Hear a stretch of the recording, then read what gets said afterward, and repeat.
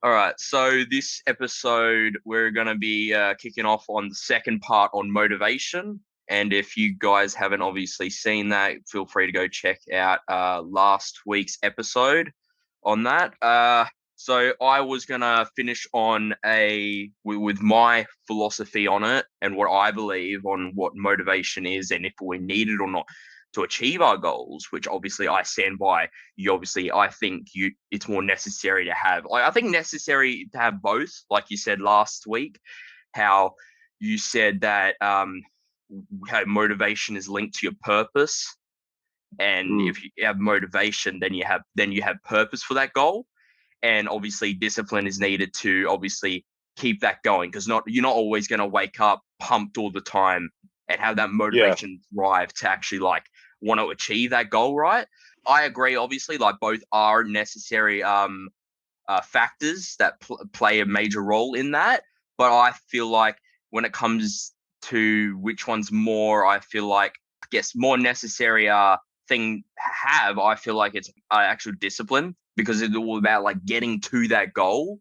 And it's like, if I don't have the factor that can get me to that end goal, which I think is discipline, because I'm not going to wake up every morning relying on if I'm motivated or if I'm pumped to actually want to sit down and do 2 3 hours of study. But what actually gets me into that rhythm, which, because I find when I go to like my computer some days, right, I'll be like, oh, even to get up and go to my computer, I'll be like, oh, I don't feel like it. But once I'm actually like 30, maybe 20 minutes into actually doing my studies, then I get a rhythm going. And then I think that's where that discipline kicks in. And then it doesn't feel so like, I feel out of my comfort zone initially trying to yeah, do it.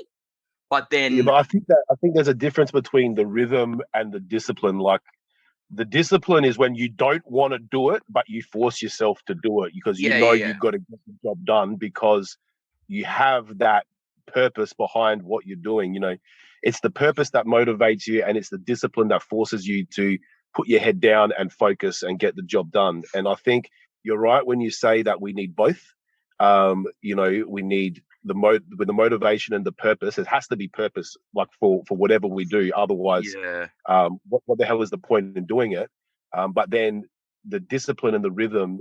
I think the rhythm is something that you develop when everything is synced up in the sense that you understand your Yeah. purpose, you know what you got to do, you know how to do it, and you're in your flow. You're just in the zone, you're just getting it done. But I don't think discipline actually plays into that part a lot. The discipline comes in when you More like don't don't want want to to. do it, Yeah, and yeah. and you force yourself to get the job done because you know it's going to be better for you in the long run, or it's going to help Mm. you achieve that purpose. Yeah, well, I feel like even I think discipline on I think can also be tied to your work ethic on actually getting it done. So the quality of your work ethic at the same time, because at the end of the day, like, I don't think your goal, yeah, whatever your goal is, doesn't actually care about like how you feel when you wake up in the morning. So like, I feel like, yeah, when speaking in that sort of regards, like I feel like you should or for me, I personally feel like you should reject motivation and embrace more discipline, right? Like I think, like with the analogy I was going to finish off with last episode, but we didn't really get to it, was that when in tied relation to your pre-workout thing you had, right? Where you had like a Mm, problem with that and you were relying on external factors. Like I yeah. think I'll be more specific when talking about this analogy, but I think with caffeine, for example, which is arguably the most one of the main obviously ingredients in pre-workouts, but yeah, I feel like like you can sort of think of motivation as like caffeine, right? It's a drug. It's external. It gives you that energy and put that to that goal that you might have, right?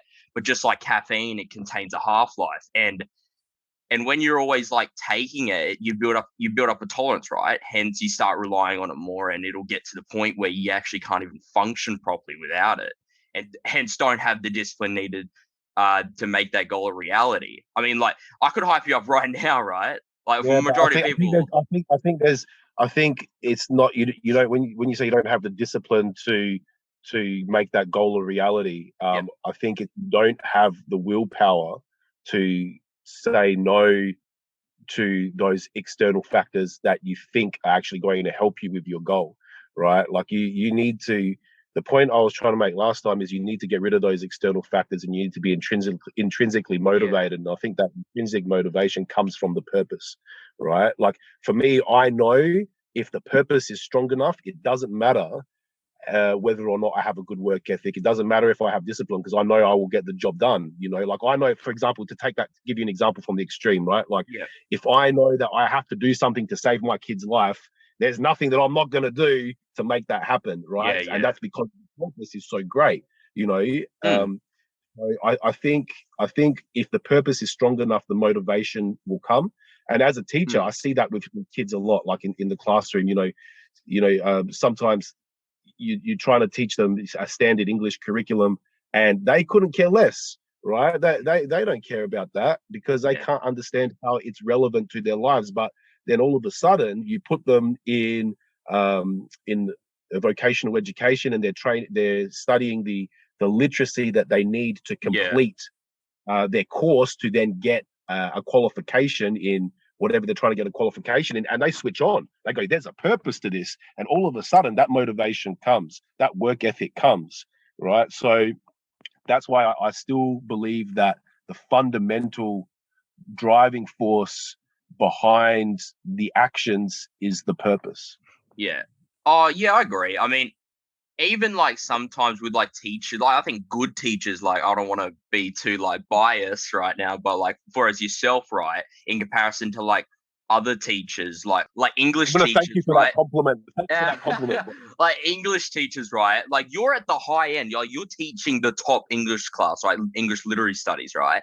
And if you just look at the gen and the essential English teachers, right, they're all just they're just following the curriculum. They're just not like, you can see kids in the class don't actually want to be there because they're not making it like intriguing. They're not making it interesting. Unlike you go into like, you go into further stuff to actually bring attention to the students' eyes. Like that's why I feel like a lot of kids when doing English, I feel like they might even do better in like the top class with teachers like you who are more open and I feel like may not even stick to the curriculum as well and may tweak it a bit just to get kids more interested and intrigued and actually want to be there to do the work.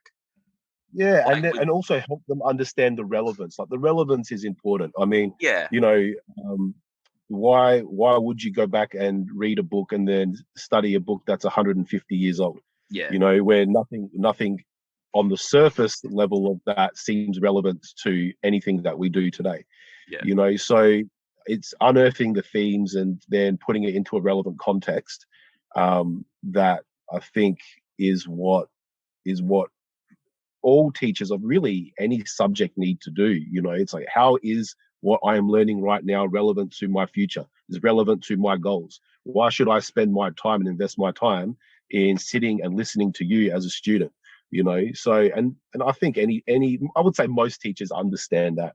I'll probably hit back a little bit on your comment that most teachers are just teaching out of a book. I wouldn't say that. I'm just saying like when you compare yourself to like other teachers, like down in that specific like what's it called subject in that specific subject context. It's just for like just an example from what I have observed when walking past classes.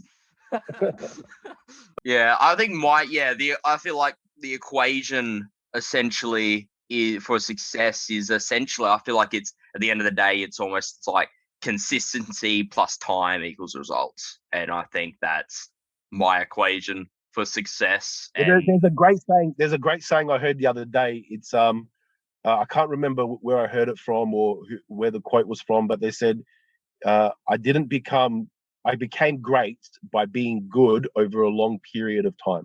Yeah, consistency. And I think that's about your point on consistency. I mean, you can't get good or great at anything if you're not consistent with it. Yeah. And I think one of the issues with that I've seen, I don't want to say with this generation, I don't want to sound old because it's probably just an issue that each generation has problems.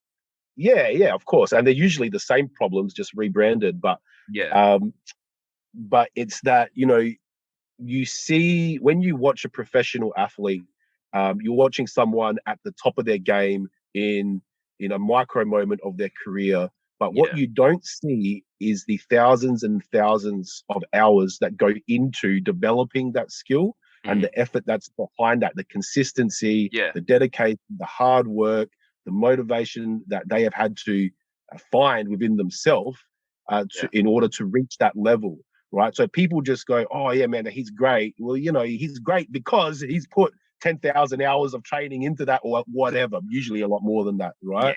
And I don't know if we alluded to this in our last conversation, but I think it's that hard work and that work ethic that needs to be unearthed and promoted and highlighted, not just the tip of the iceberg, not just the final result. And I think if we start focusing on that as a society, rather than just praising the pinnacle of someone's career or their talents, Yeah. then we'll start to we'll start to see more value put on the process rather than the Yeah. outcome. Yeah. Yeah. And it's Yeah. that the process that you have to value. You have to go through that process if you ever want to. That process of hard work, if you ever want to reach the top of anything. That's pretty demoralizing. Like if you're a little kid and you're watching like you know an elite athlete at the top of their game and they're going and they're doing all this cool stuff and you try and mimic that on the basketball Yeah. court or the football over or whatever. You're gonna get pretty hurt pretty quick because you're Yeah. gonna Yeah. realize that you're just not gonna be able to do it. You Yeah. know, so that's why I think just focusing, and as a parent, I'm very conscious of this. Yeah. I always praise the process and praise the effort that my kids are putting into something. I don't praise the outcome, Yeah. because I really want them to focus on that. But yeah, that's I think where as a society we need to focus more on.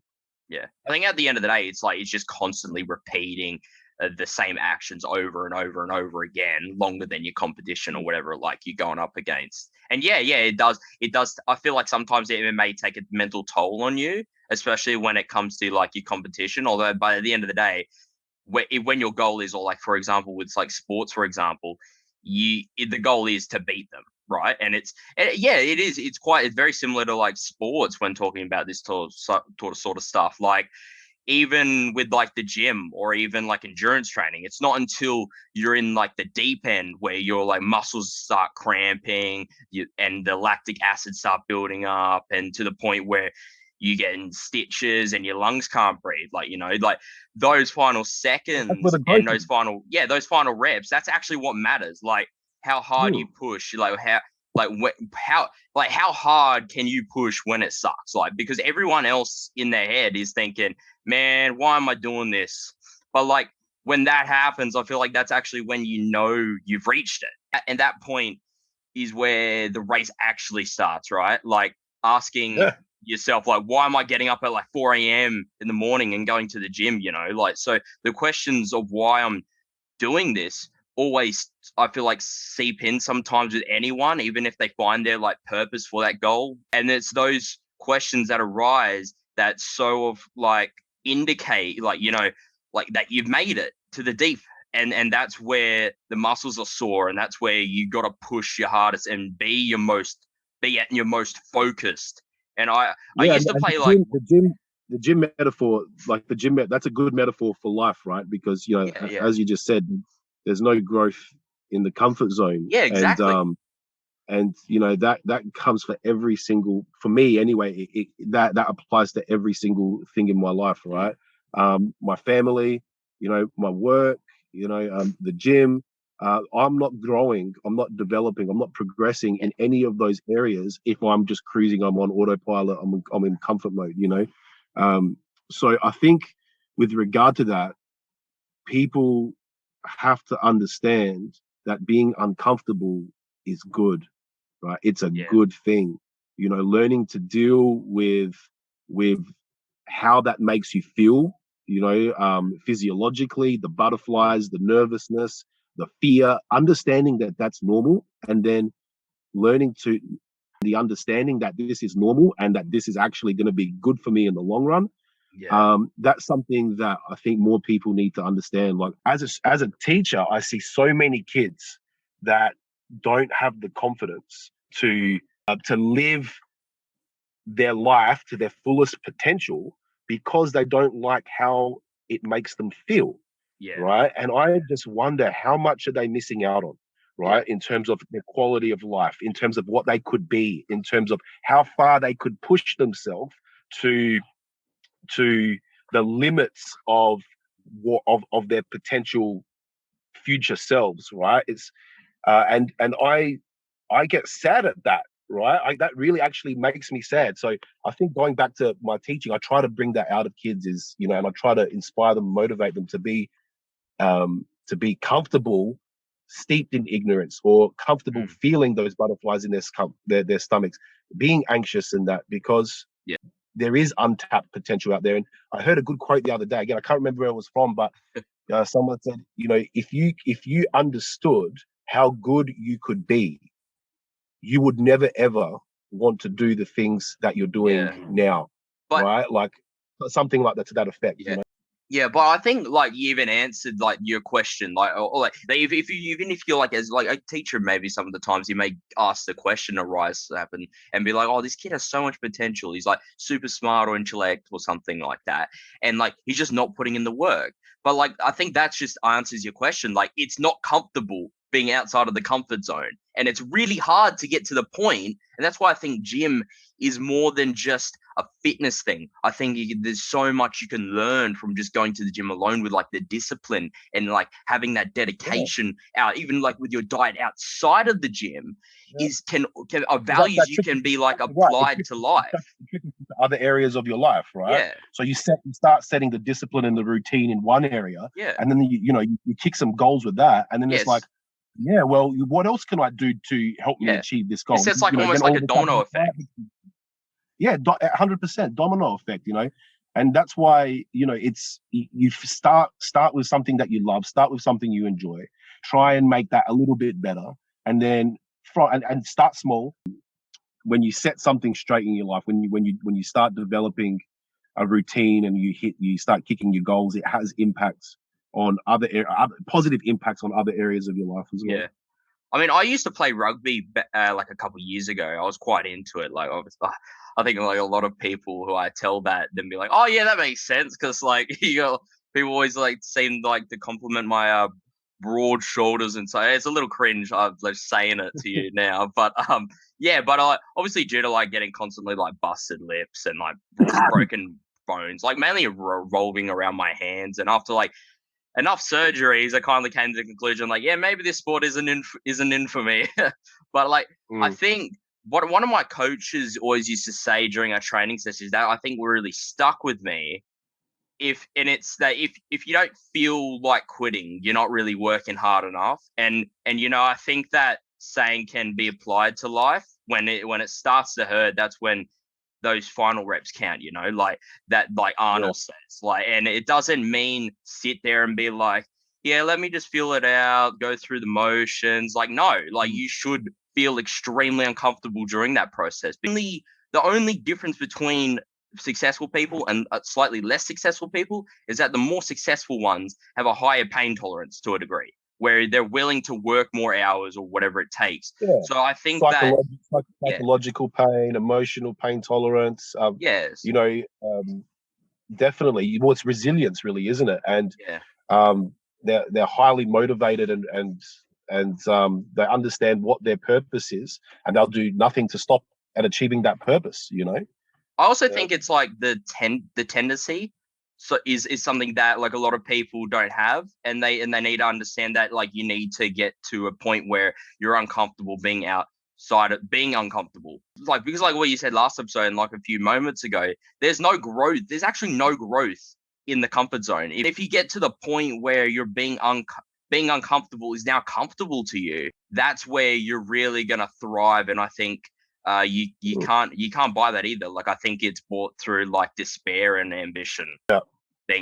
being comfortable outside of the comfort zone. So it's absolutely, I think, necessary. But like, it's hard to get to that point. It's really hard to get to the point, especially with my current age demographic, with social media and all these like digital devices. It's so easy to just lock yourself in your room all day, be comfortable, and just scroll by and aimlessly and watch someone else's perfect lifestyle, and then just not want to get out and interact with others sometimes. You see someone else's perfect lifestyle, and then you start comparing it to yourself, and it's like, well, you know, how shit am I, right? How crappy is my life? That really frustrates me. So social media, that's it's an experiment that, you know, we don't really know what the outcomes of that are going to be yet. Like, I think we see hints of that, and you're alluding to it. But that's a tough one. That's hard. Yeah, like you mentioned, like last episode, I wanted to touch over a bit that your biggest fear in life is to be on your deathbed and having that regret in life, like thought of like, oh, I should have done this, I should have done that, and I could actually relate it, and because that, and I think I've come to you a couple times about it off camera before we even like set up this, because that's one of my biggest fears as well, and I think. I think talk to you before off camera, and it's I think it's a good thing to bring up here, because I think it all goes back to that quote, like, fear is only temporary and greatness forever. Because, for example, I even have like that times where I'm lying in my bed at night and contemplating, oh, I should have done this, I should have done that, I wish I would have put more hours into studying prior to the test, I probably would have gotten a better grade, or like even I could have asked someone for a spot to get a couple more reps out. And I feel like the worst bit about that is knowing that it's in the past and we can't do anything about it, right? And that's what really drew me to, I think, to philosophical thinking, and like maybe more specifically Stoicism.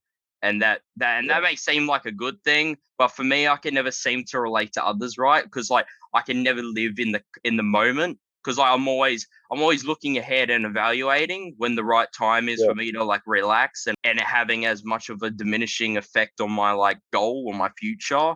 And that's sort of like the downfall, I think, of philosophizing too much.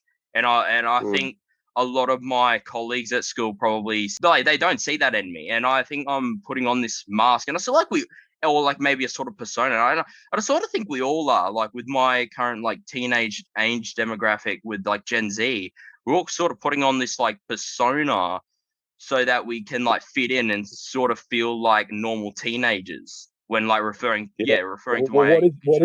What is a normal teenager, right? Like, what is that? It's normal. It's pretty subjective. And, you know, in a time in your life when you're trying to work out who you are, where you belong, how you fit into this big wide world, you know, I think it's so easy to say, but, you know, don't focus on anyone else. Don't worry about anyone else. Just do you. Just focus on you. Just be you, and you will attract people who appreciate you for who you are. Like, hindsight's 2020, right?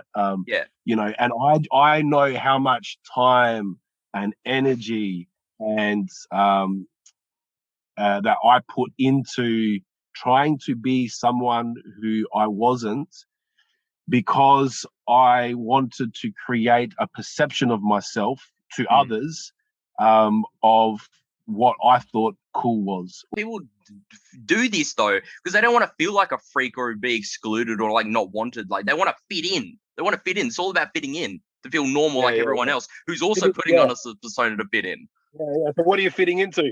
It's a lot of fake bullshit you're fitting into. And fitting into it's like, it must be so difficult being a teenager. You're fitting into a lie, really, like a huge lie. I mean, how many people have you ever, like people your age, have you sat down with and you've had a deep conversation about what they value, what they appreciate, what they want to achieve, you know, things that actually count, right?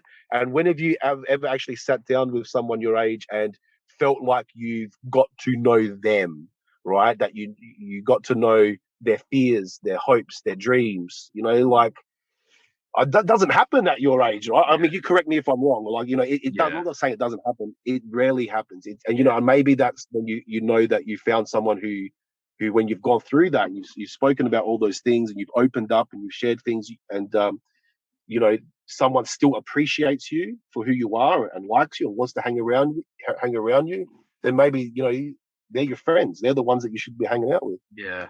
I mean, yeah, still yet to come across someone like that. But yeah, Yeah. it's I think And why? And ask yourself why. It's like, because who wants to put all of that out there, right? yeah. Like, would you have the True. confidence? No one wants to open up. Yeah, it's hard. It's really Yeah. hard, you know. And you run the, if you're unable to do that, then what are you missing out on? You know, you're missing out on the opportunities to have deep connections with people. You're missing out on the opportunity to live in a reality rather than just a place where everyone is trying to be someone who they're not for the sake of impressing other people or just fitting in. Yeah. You know, Yeah. so yeah, there's a lot at risk, right? I mean, if you're not confident or you're afraid to be yourself, then you're actually risking quite a bit when you think about it. That's a good experiment for you. So when you're at school next week, or you're on holidays now, but when you go back to school, try and have one of those conversations with someone, like a real. I try all the time. I want to try all the time. What happens?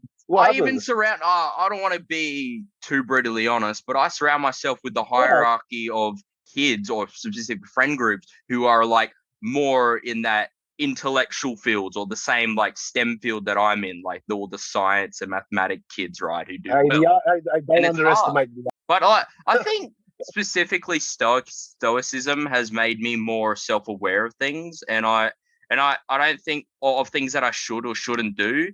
As I think I'm now more self-aware of my purpose in life. Like everything I do, like when I'm not masking or giving up this here's a good question for you. Here's a good question for you. How does a 17-year-old kid, how does a 17-year-old know what their purpose is in life? What is your purpose? I have more of a concept.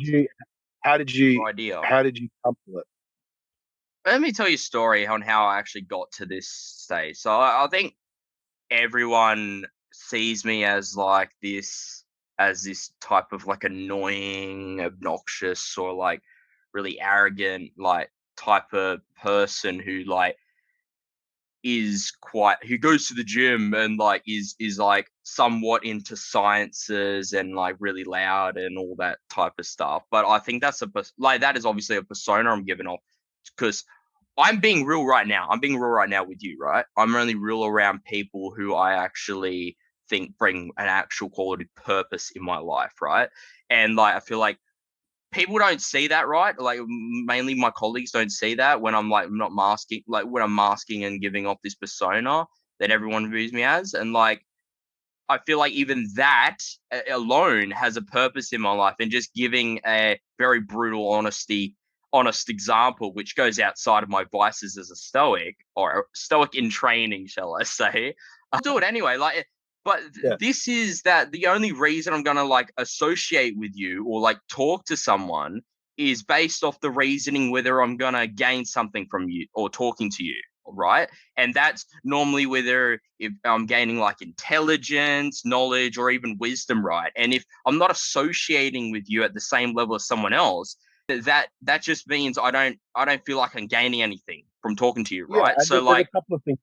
So two things, right? Like one, you know, no one is going to be in any type of relationship if it's not valuable to them, right? Yeah, it's just pointless. That goes both ways. You know, it's the people that you're with also find in you in some way. But then the other thing is, as I would say, as long as you're not judging a book by its cover too early, because I feel like everyone has something to teach you, right? And I feel like if you have that attitude of, I'm just going to hang around with this person because, you know, I find them intellectually stimulating or whatever, they're of value to me, you're actually missing out on a lot of the potential learning that you could get from others who might not be satisfying you at the intellectual level, right? There's just because they don't have the same interests as you, it doesn't mean they don't have a lot to teach you. 100%. Like you learn more listening than like talking, obviously, and I've started to like realize that a lot more. Yeah, Yeah. And let me purpose in life. continue. Let me Really continue. So like I yeah. feel like some people may take that though, right? Even some and be like, oh, it can maybe come off as like, oh, he's arrogant or being like selectively social, but I'm not. I'm just anti-stupidity, and sometimes I act like stupid, loud, annoying, and even like lie about. I even lie about my grades sometimes to people and be like, oh, I got a B minus instead of what like I actually got was like maybe an A minus at times. So like I purposely don't attract those people who have the same approach as I do, and so that I constantly think You that they're lie that above me. you say you got lesser grades than what you actually got. Yeah, so I think that so that I tell people so I don't attract people who have the same approach as I do, and so that they constantly think that they're above me. And I'm not a selfish guy. I'm actually a caring and a loving person once you get to know the real me. But like everyone else, like I'm not gonna open up or show my real self to anyone unless you pay like a purpose in my life. And that's what really drew me to Stoicism in the first place. And obviously, for people who don't know what Stoicism is, I'll just like do a quick simplified version of what it is. It's essentially like a Roman Greek philosophy, and it's just simplifying it. You can sort of think of it like the philosophy of life.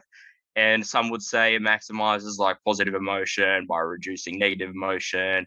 It helps individuals on the virtue of character, which also ties to like pathways of reaching eudaimonia as well as the state of happiness. Anyway, there's a lot more that goes into it, but that's just a very simplified Probably like version. I would say one of the fundamental aspects of Stoicism is that you can't control the external Yeah, events, but you can control how you react to them and how exactly. But that yeah, yeah. exactly. I was about to just say that. So yeah, so that's what drew. So what drew me to Stoicism in the first place was the idea, like that I can't choose what happens to me in life, but I can choose how I react to it.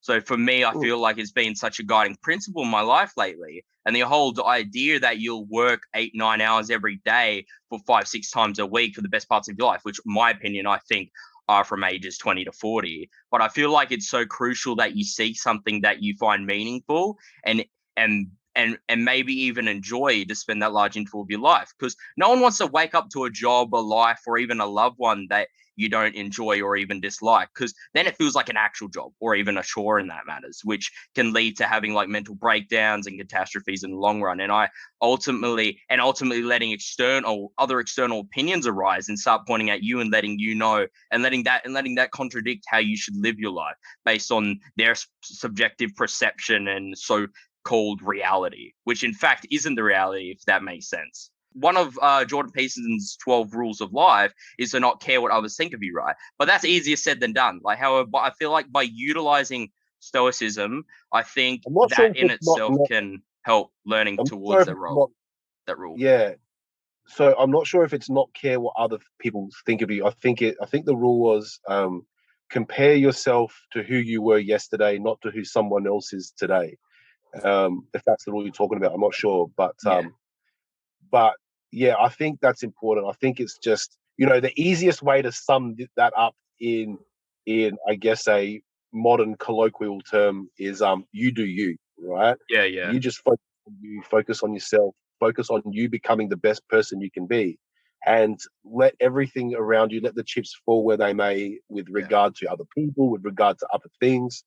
Um, I think that's really important, and I yeah. feel like Well, because I think that's a question that a lot of young people and especially even older people ask themselves, like, what is my purpose? Where how do I know? How do I know where it is? How do I know? How do I know what it is? How do I begin to understand what it is? And once I understand what it is, how yeah, do I get there? How do I start achieving that? I think yeah, that's a really cool thing to get your yeah. insight on. Um, Yeah. Well, I haven't necessarily found my purpose, but I feel like I'm ahead of everyone else in that regards of practicing a philosophy that'll actually help me get there sooner, right? So I feel like I'm more on a I have a more vivid vision of the pathway towards of finding my purpose, if that makes sense, than I think yeah, someone it's like you else haven't in. worked it out yet, but you've got a framework in order to help you achieve. I've got like a template on trying to finding it, and Yeah, that's why I think with one of Jordan Peterson's rules of life, I think by utilizing specifically Stoicism, I think that in itself can help, like, but by achieving. But we all do have people who we care what they think of us, right? So like I'm gonna give you like car analogy, right? You're in a car, you pull up, you're in like a really, really flash car, right? Like noisy Ferrari, right? And there's two people that walk by in two different scenarios. One person is someone you walk by and be like, you never seen in your life, and they'll think, oh, you're a show off, just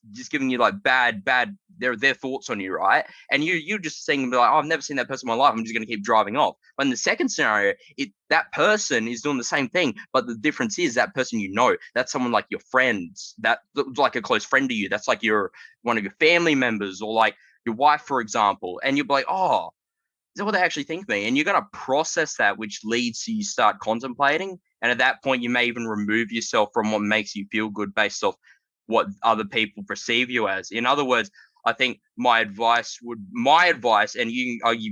want to get your advice as well. Next week, pick it up next week. All right. And we'll also go over the whole like structure, the template structure of how to find this so your so-called purpose in life. Yeah, that would be cool.